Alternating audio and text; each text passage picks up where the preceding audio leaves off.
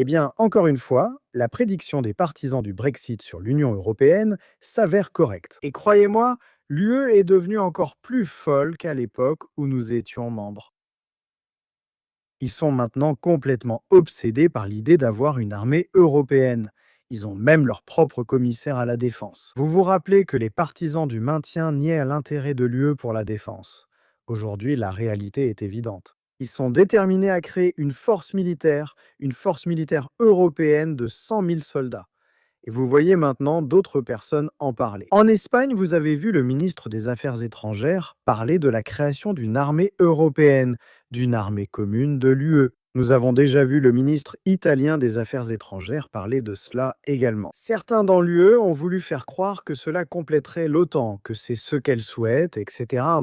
Mais c'est absurde, comme d'habitude. Eh bien, nous avons maintenant vu le secrétaire général de l'OTAN, Mark Rutte, intervenir directement sur ce sujet et l'aborder de front, en disant que Poutine adorerait en réalité cette idée, et que ceux qui rêvent de cette armée européenne vivent sur une autre planète.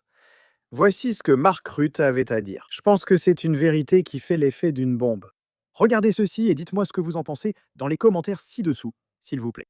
Quand le président Trump agit bien, j'ai un problème, et ça ne me dérange pas qu'il publie des SMS. Et si quelqu'un ici pense, encore une fois, que l'Union européenne ou l'Europe dans son ensemble peut se défendre sans les États-Unis, continuez de rêver. Ce n'est pas possible. Nous ne le pouvons pas. Nous avons besoin les uns des autres. Et pourquoi avons-nous besoin les uns des autres? Je vais vous le dire. D'abord, car les États-Unis ont aussi besoin de l'OTAN.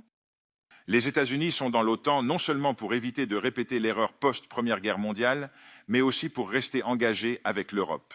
Le long bras de l'histoire a de nouveau rattrapé les États-Unis pendant la Seconde Guerre mondiale, comme l'a souligné Churchill devant le Congrès américain en 1941. Ils sont aussi dans l'OTAN parce que pour que les États-Unis restent en sécurité, et d'ailleurs la région arctique en est la preuve, ils ont besoin d'un Arctique sécurisé, ils doivent sécuriser l'espace euro-atlantique et ils doivent aussi sécuriser l'Europe. Donc les États-Unis ont tout autant d'intérêt dans l'OTAN que le Canada et les alliés européens de l'OTAN.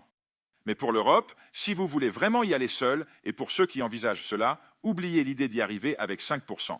Ce sera 10%. Il faudra développer votre propre capacité nucléaire. Cela coûte des milliards et des milliards d'euros. Vous perdriez alors. Dans ce scénario, vous perdriez le garant ultime de notre liberté, qui est le parapluie nucléaire américain. Alors, bonne chance.